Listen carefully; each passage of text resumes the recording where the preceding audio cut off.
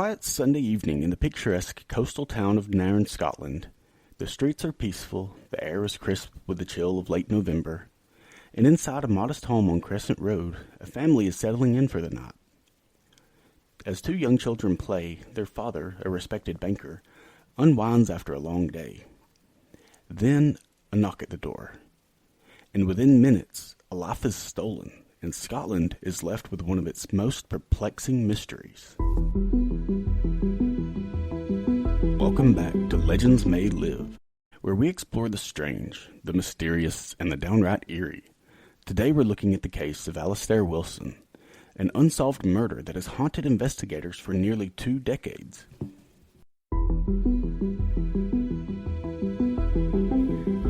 On the evening of November 28, 2004, 30-year-old banker Alistair Wilson was upstairs with his 2 young sons. He was going through their routine of brushing teeth, putting on pajamas, and reading stories as their bedtime quickly approached. His wife Veronica was downstairs straightening up the house from the day's activities and getting everything settled for a peaceful night. Then, around 7 p.m., there's a knock at the door. Veronica was a little surprised to have visitors that late, but it wasn't entirely unheard of. She walked over to open the door and she politely greeted the stocky man on the other side. From under his baseball cap, she could see that he was just a few years older than she and her husband. He politely greeted her back and asked to speak with Alistair. Alistair was a business banking manager, so he was constantly having meetings and answering calls. So Veronica thought nothing of it and quickly called him down. Alistair gets down the stairs and greets the man who, without a word, hands him a blue envelope and turns to walk away. It was odd, but Alistair had seen all types of personalities, so he just takes the envelope and closes the door behind him. He looks down and on the front it just says Paul. But the man asked for Alistair by name, so he goes ahead and looks inside. But the envelope is totally empty. Confused, tense, and annoyed that his time with his kids was just interrupted for this, he quickly goes outside and asks the stranger what this is all about. The man hadn't gotten very far, so Alistair calls out to him, and they approach one another, but just as Alistair gets within a few feet of the man, 3 gunshots ring out, and the man turns to calmly walk away. Veronica rushes outside to see her husband on the ground, bleeding out. He's been shot twice in the head and once in the chest. A father, a husband, a banker with no known enemies, gunned down on his own doorstep. But why? And more importantly, who? Veronica rushes inside and makes a desperate 999 call, Scotland's equivalent of 911 in the U.S. Her world is falling apart, and though paramedics and police arrive quickly, it feels like an eternity as she sits by Alistair's side, trying anything she can do to save his life. Paramedics quickly administer what help they're able as they load him into the ambulance to take him to the hospital. Meanwhile, police search for the shooter, but the trail's already cold. He's vanished. Alistair would shortly pass away in the hospital, leaving behind a devastated family and a mystery with no clear motive. Investigators are baffled by this case. Why an empty envelope? And what's the significance of the name Paul? Was it a message or an attempt of misdirection? 10 days after the shooting, a council road sweeper is doing routine maintenance on Seabank Road when they see something odd. As they dig it out, they can see that it's a 1920s pistol. It's a rare one, found in a drain half a mile away from where the shooting took place. It's an antique and not something you're likely to stumble across anywhere, much less a drain. So police run ballistic tests, and it's a match for the murder weapon. But who would use such an obscure firearm for a murder? The crime itself was chilling, but the deeper investigators dug, the stranger this case became. Investigators believed that the calm execution, the unusual weapon, the methodical escape, all pointed to a hired assassin. But why target Alistair, this 30-year-old banker? Was he silenced for knowing too much? Or did he just deny a loan to the wrong person? Police found no financial wrongdoing on Alistair's part, but some suspect that he may have been a whistleblower that shined the light on some other dangerous people.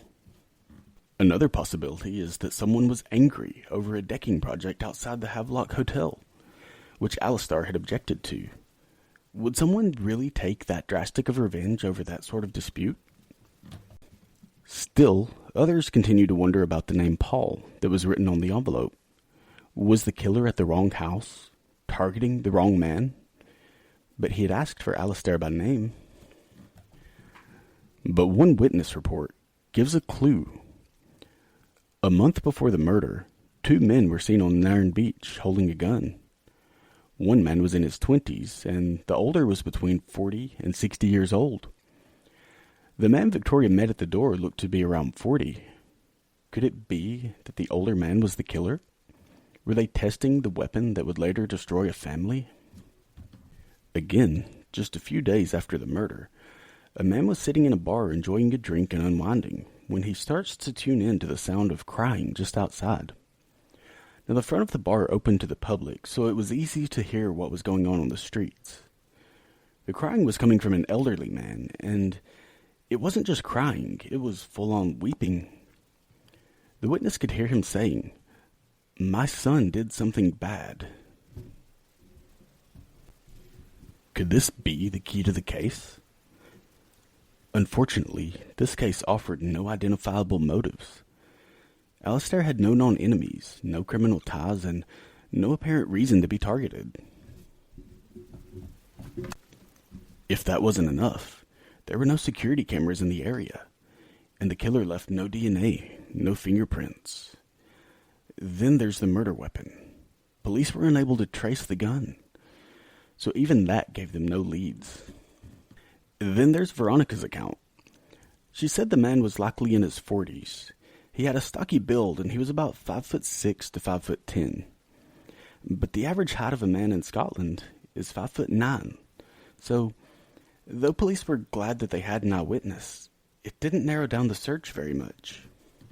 And eventually, this case went cold. For nearly 2 decades, investigators struggled to find the motive. But in 2022, they turned their focus to something that had been in plain sight all along. A neighborhood dispute that may have turned deadly. In the summer of 2004, just months before his murder, Alistair Wilson lodged a formal complaint against the Havelock Hotel. It was a pub and guest house directly across from his home. The hotel had recently constructed an outdoor decking area in its parking lot. Alistair was concerned that the deck would bring in more noise and litter and more disruption to the quiet street where his family lived. By Friday, November 26th, word of his complaint had spread through the community. A lot of businesses, including Havelock Hotel, were counting on this deck to bring in bigger crowds. That weekend, the Havelock Hotel's bar was buzzing with conversation about Wilson's opposition. Now, some dismissed it as trivial neighborhood disagreement, but others, they took it personally. Then, just 48 hours later, a man knocked on Alistair Wilson's door. In April of 2022, police announced a major shift in their focus. They now believe Alistair's murder was linked to his personal life, not his career in banking. In the Havelock Hotel dispute, it was now at the center of their investigation. But still, years later in 2025, Alistair's widow Veronica and his children still wait for answers. There is yet to be an arrest in this case. The man who knocked on Alistair Wilson's door that night is still out there, and someone knows the truth. And if you do, it's time to come forward and give his family the closure that they desperately need and absolutely deserve.